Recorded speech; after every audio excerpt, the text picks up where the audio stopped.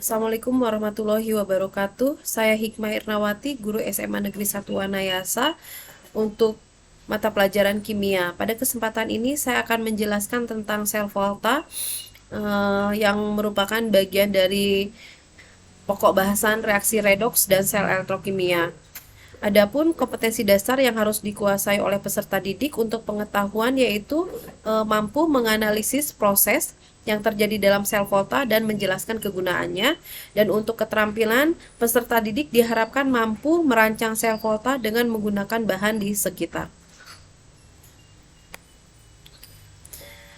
Sel volta sendiri merupakan bagian dari sel elektrokimia, yaitu sel tempat energi kimia diubah menjadi energi listrik atau sebaliknya.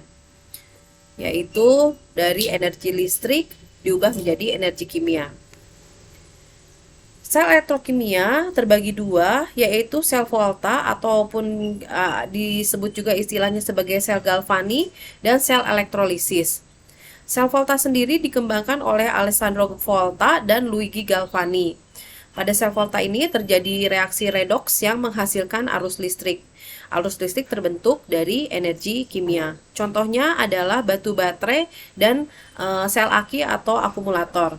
Sel elektrolisis itu dikembangkan oleh Sir Humphrey Davy dan Michael Faraday. Di sini justru arus listrik menghasilkan reaksi redoks. Contohnya yaitu pada proses penyepuhan logam dan penguraian air menjadi gas hidrogen dan gas oksigen. Pada sel volta, reaksi itu berlangsung pada elektroda. Elektrodanya ada dua, yaitu anoda dan katoda. Anoda itu merupakan elektroda negatif, di mana di situ terjadi reaksi oksidasi. Sedangkan katoda merupakan elektroda positif, di situ terjadi reaksi reduksi. Oke. Jika digambarkan, maka sel volta adalah seperti ini. Sel volta sendiri memanfaatkan reaksi spontan, yaitu saat saat elektroda dicelupkan kepada larutan elektrolit, maka dia akan melepaskan elektron. Oke, kemudian elektron mengalir menuju elektroda katoda. Oke, seperti itu. Kemudian elektron akan terus mengalir jika dibantu oleh jembatan garam. Maka keberadaan jembatan garam ini sangat mempengaruhi mengalirnya arus listrik. Oke, jadi bisa disimpulkan bahwa komponen dalam sel volta yaitu elektroda, yaitu anoda dan katoda, larutan elektrolit, dan jembatan garam. Jadi, hal-hal penting mengenai sel volta yaitu yang harus diingat yaitu bahwa pada sel volta ada dua elektroda.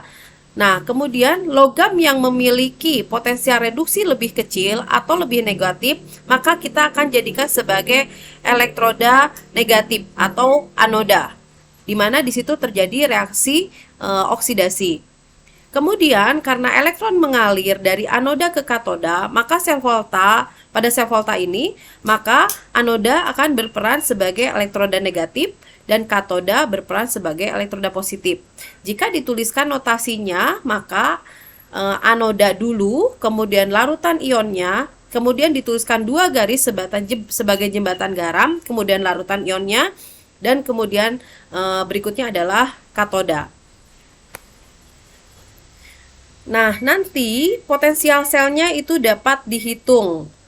Bisa kita gunakan rumus potensial selnya adalah potensial direduksi dikurangi dengan potensial pada proses oksidasi, atau potensial di katoda dikurangi potensial di anoda. Oke. Yang perlu diingat bahwa potensial sel ini merupakan sifat intensif, artinya tidak tergantung pada jumlah zat. Oke, di sini saya akan berikan contoh. Diperlihatkan data potensial reduksi ya dan reaksi reduksi dari dua logam. Di sini ada Sn yaitu logam timah dan Al yaitu logam aluminium. Dari dua logam tersebut ternyata aluminium memiliki potensial reduksi negatif 1,66. lebih kecil daripada potensial reduksi timah yang berharga negatif 0,14 volt. Maka kita ambil kesimpulan karena aluminium memiliki potensial lebih kecil yaitu negatif 1,66 volt, maka kita akan jadikan aluminium sebagai anoda. Oke, berarti nantinya timah akan berperan sebagai katoda. Oke, kita tuliskan seperti ini. Ya, kita sepakati bahwa aluminium merupakan anoda dan timahnya merupakan katoda.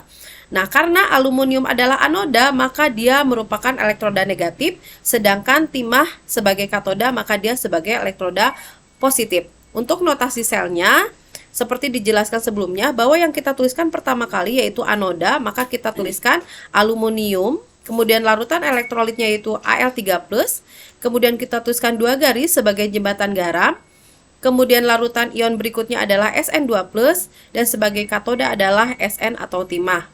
Oke, seperti dijelaskan sebelumnya juga bahwa anoda itu tempat terjadinya proses oksidasi. Karena di data sebelumnya dituliskannya adalah reaksi reduksi, maka untuk menjadikan reaksi oksidasi, reaksinya tinggal dibalik saja. Jadi aluminium akan melepaskan elektron sebanyak 3 karena di sini terbentuk Al3+. Sedangkan timah dia sebagai katoda, maka di sana terjadi reaksi reduksi. Maka tetap dituliskan seperti ini, Sn2+-nya menangkap 2 elektron. Nah, karena yang dilepas 3 elektron, kemudian yang ditangkap ada 2 elektron, ini harus sama. Maka yang aluminium, reaksi yang aluminium kita kalikan 2, kemudian reaksi yang timah kita kalikan 3. Sehingga nanti elektron yang dilepas dan elektron yang ditangkap itu sama-sama 6 elektron. Sehingga diperoleh reaksi selnya nanti 2 aluminium, 2 Al, tambah 3 Sn2+, menghasilkan 2 Al3+, dan 3 Sn. Kemudian untuk penghitungan potensial selnya, kita bisa gunakan rumus yang kedua, yaitu potensial reduksi di katoda dikurangi potensial reduksi di anoda, yaitu negatif 0,14 dikurangi negatif 1,66, yang hasilnya akan menjadi positif 1,52 volt. Artinya di sini memang reaksi spontan memang benar terjadi karena dihasilkan di sini nilai positif seperti itu. Oke. Untuk penerapan sel voltanya sendiri seperti dijelaskan sebelumnya bahwa itu bisa pada baterai dan aki. Baterai yang kita sering gunakan yaitu baterai kering karbon seng menggunakan karbon dan seng. Kemudian aki sendiri itu ada timbal, dan untuk larutan elektrolitnya kita menggunakan H2SO4. Dan air ini yang dikembangkan adalah baterai litium. Oke, demikian pemaparan saya tentang sel volta. Semoga bermanfaat. Assalamualaikum warahmatullahi wabarakatuh.